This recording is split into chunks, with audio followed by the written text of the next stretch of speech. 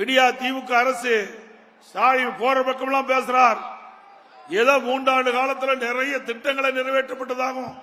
என்ன திட்டத்தை நிறைவேற்றிருக்கிறார்? ஏதாவது நிறைவேற்றிருக்காரா? அரியலூர் மாவட்டத்துக்கு ஏதாவது கொடுத்திருக்காரா? ஒண்ணு இல்ல. 3 ஆண்டு காலத்தை கழித்துதான் மிச்சம். நாட்டை குட்டிச்சவராக்கிதான் மிச்சம். திரு ஸ்டாலினுடைய ஆட்சி எப்ப பார்த்தாலும் சொல்றார், நாங்க மகளிர் இல்லத்தரசிகளுக்கு 1000 ரூபாய் உரிமை தொகை கொடுப்பதாக. சும்மாலாம் கொடுக்கல. 27 மாதம் அண்ணா திமுக போராடிய காரணத்தினால்தான் வழி இல்லாம கொடுத்திருக்கிறேன். நான் சட்டமன்றத்தில் பல முறை எச்சரிக்கை கொடுத்தோம். நம்முடைய சட்டமன்ற உறுப்பினர்கள் தொடர்ந்து நாடாளுமன்றத்தில் அழுத்தம் கொடுத்தாங்க, பொதுக்கூட்டத்தில் பேசினாங்க. திராவிட முன்னேற்ற கழக தலைவர் திரு ஸ்டாலின் 2021 சட்டமன்ற பொதுத் தேர்தலின் போது நீங்க வாக்குறுதி கொடுத்திருக்கிறீங்க. ஊரூரா போய் மக்களிடத்தில் பேசி மக்களை ஏமாற்றி வாக்குகளை பெற்று விட்டீர்கள்.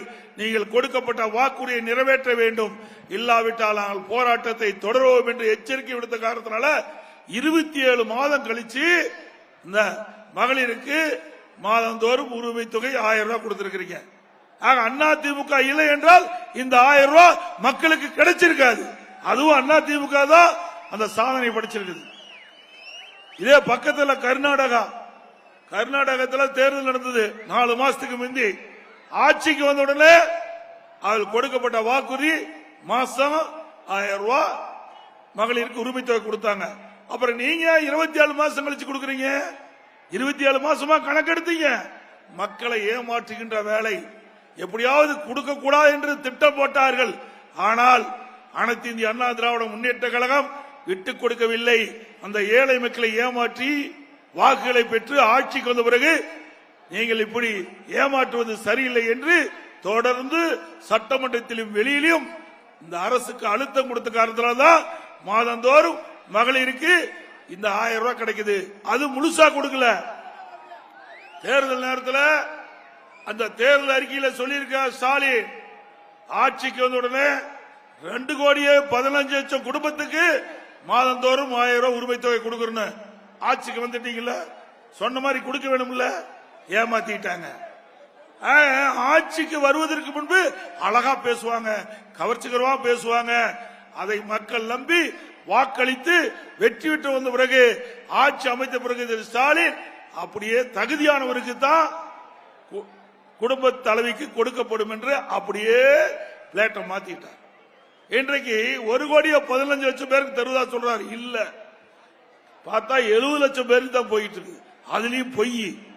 70 லட்சம் குடும்ப தலைவிக்கு தான் மாதந்தோறும் 1000 ரூபாய் கொடுக்கறாங்க. சொல்றது 1,15,00,000. அதுக்கு பிறகு நீங்க 3 மாசத்துக்கு முதல்ல கணக்கெடுப்பாராம்.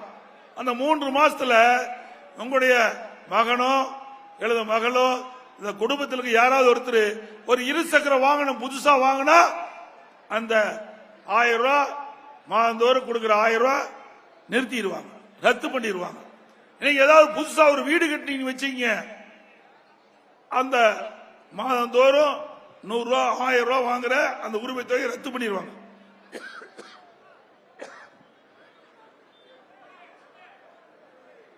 இப்படி ஒரு சட்டத்தை போட்டார். அப்போ இந்த 1000 ரூபாய் மாதந்தோறும் குடும்ப தலைவிகள் 1000 ரூபாய் வாங்குறீங்க. நீங்க 2 சக்கர வாகனம் வாங்க முடியாது, புதுசா எந்த திட்டத்தையும் நீங்க செயல்படுத்த முடியாது.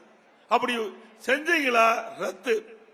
குடும்பத்தில் யாராவது முதியோர் இருக்கான்னு வச்சுங்க, அவள் ஏதாவது ஒரு 1000 ரூபாய் அப்ளிகேஷன் கொடுத்து வாங்கினா நீங்க வாங்குற அந்த மாதந்தோறும் உரிமை தொகை ரத்து. இப்படி ஏமாற்று வேலை செய்கின்ற கட்சி திமுக கட்சி, திமுக அரசாங்கம்.